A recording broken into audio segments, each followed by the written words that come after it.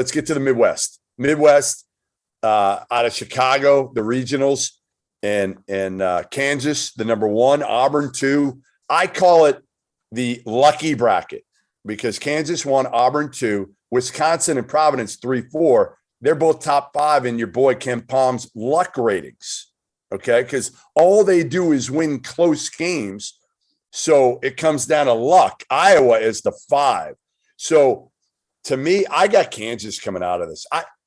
I trust Bill Self. I listen to Sean Miller gush about Bill Self since the start of this podcast at the beginning of the year. And I agree. I've agreed all along. I think Bill Self is as good as it gets out there. Remy Martin's not what we thought he was. Okay, he's not what we thought he'd be. But he's damn good as your backup point guard who now comes in and gives you 12, 15, 18. And there's going to be a game, guys, where Remy Martin, you watch, he goes for 18 points, plays him 25 minutes, and he comes off the bench, electric, just scoring the basketball. Plus, I just saw San Diego State. They cannot score. They are so offensively challenged. And Creighton, without its point guard, they're playing great. But so I think Kansas got an easy road to the Sweet 16. Anybody you guys see, Arch, taking down Kansas out of this region?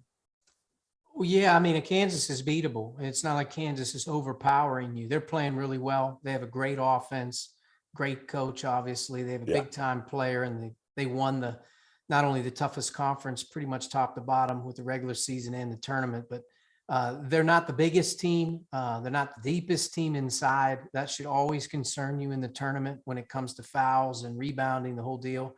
But when you look at that bracket, the team that kind of stands out is Wisconsin.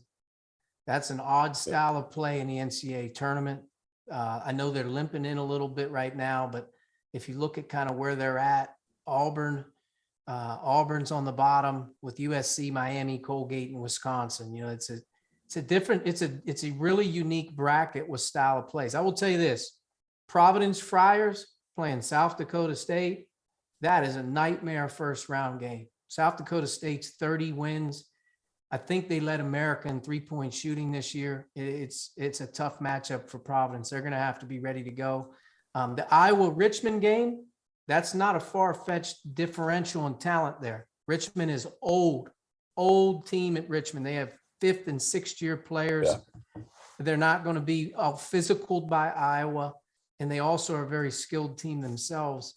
That's a very unique game for the 4-5s. The 4-5s in that bracket are dangerous, but I think Kansas moves on, and I think they'll end up playing Auburn in the Elite 8, and I think that Kansas will go to the Final Four in this Midwest bracket based on it just doesn't see I don't see the writing on the wall of a team that's playing as well as Kansas right now. Sean? Yeah, again, I like to break it down into that 4-team tournament, right? So I'm looking at Iowa versus Richmond, in the winner playing Providence, South Dakota. I go back to Ed Cooley and the unbelievable job that he's done. Where Providence is vulnerable is simply this. They have to outperform and play at a level either comparable or better than they've played during the regular season to advance. Now, not saying in game 1, but as you keep moving forward. And as I look at it, I think the power of the Big Ten, the toughness of the Big Ten, Iowa's uniqueness on offense, going back to this elite offense beats elite defense. And there's not a team in this tournament right now, Jeff, that has a more difficult offense to defend and is playing better than Iowa. I mean, you look at Keegan Murray as an individual player. A lot of times they will have the best player on the court. They're going to have the better of the two offenses when they meet. They're coming from the Big Ten. And I just think, like, with the way they move the ball on offense in their style, there are certain teams that are going to have a very difficult team defending Iowa, and Iowa is going to outscore. I mean, Arch, you were saying the other day, like, Iowa just scored 112 points in the Big Ten tournament. Yeah, I don't think anybody understands how hard that is. Yeah, I mean, in the Big Ten tournament, for them to get 112. They got 80. I believe they had 80 on Indiana in a tough game, but you score 80 on Indiana, that's really hard this year. Yeah, and I'm going to tell you this. I think it will be I think Iowa emerges to the Sweet 16. I think they win that first 4-team tournament. Hard for me to pick against my man Cooley, but I'm going to go with Iowa because of their superior offense. Certainly Kansas versus Iowa. I think Kansas's ability to both defend and score knocks Iowa out. And then when you look at the bottom half of that bracket, man, I tell you what, it's hard to go against Auburn. It really is. They're not playing real well right now. They're not, but neither. Listen, Wisconsin's struggling too, Arch. Johnny Davis is banged up. I just saw him. He's got no lift right now. He hasn't practiced in a couple of weeks. To me, Iowa's the team I worry about with Kansas by far. Ever since Iowa put Jordan Bohannon back at the point, they are a completely different team. Well, a lot of people let me just say this about Iowa. A lot of people will talk about Iowa's offense has been really good. They don't defend and they have a hard time in the NCAA tournament advancing. I would disagree with people that this is a different team than Fran has taken to the NCAA tournament recently. He doesn't have Luca Garza running around out there, Jack Nungy together. He doesn't have two plotters running around out there defensively. Now, they've always been good on offense, but they've had some speed issues defensively. They've had a hard time. They've had to play a lot of zone.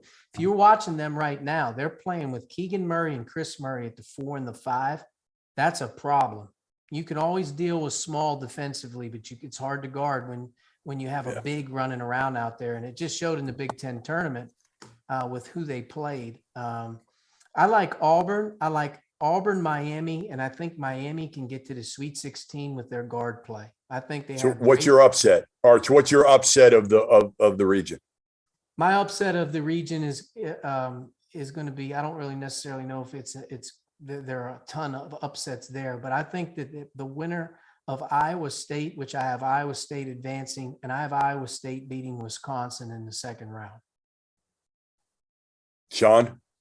Any big upsets come? I mean, everybody's going to pick. As I see it through, I know this is supposed to be the tournament that has the most upsets because teams are older, right? Especially some of the early round games feature seniors and, COVID types of situations where guys have come back where they otherwise haven't. But I really don't see it that way. I see Gonzaga in the West. I see Arizona versus Villanova, Arizona in the South. And I look at Kansas versus Auburn.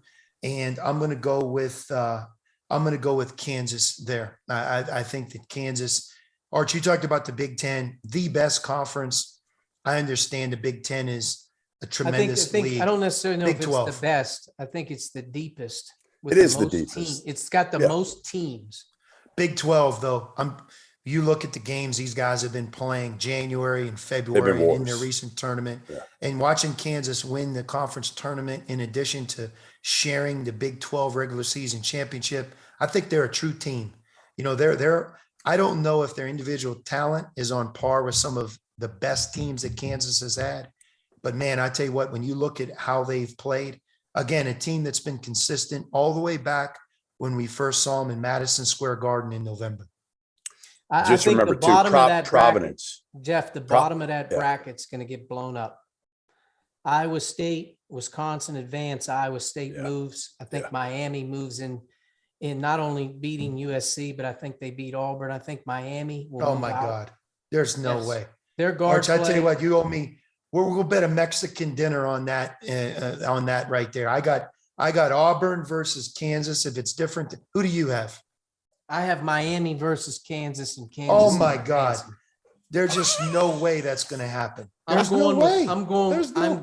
I'm going with great guard play. That bracket in the bottom is not that talented. It's not super talented.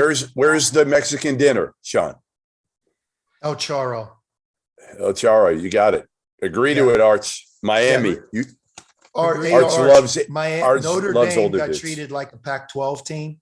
They finished second in the ACC, and they got shipped to your former stomping grounds, UD Arena, first four. I'm disappointed that there wasn't a Pac-12 team in the first four. I think for the first time ever, there's not a Pac-12 team in the first four. Probably true. But I'm going to tell you this. They subbed the Mountain West team in there for them. Arch, you can't pick Miami to advance to the Elite Eight out of that conference. No way. Great guard play. Small ball, very hard to guard. All due Auburn does respect. scare me. Auburn scares me. I'm just Wendell telling Green. you, if you've watched Auburn play in the last 3 weeks, they are so erratic with their guard play that they're not getting any solid play from their guards. None. Yeah. I mean, KD Johnson was 0 for 14 in that loss in the SEC tournament. He got it out of his system. My upset, He's ready. South Dakota State, even in front of a pro Friars crowd, South Dakota State can score the basketball. They come in with confidence. Again, Providence is really good as a team. They're tough. They can't really score. If they can control the tempo, I think they're fine. But if they get down early, I think it's going to be a problem against South Dakota State. All right.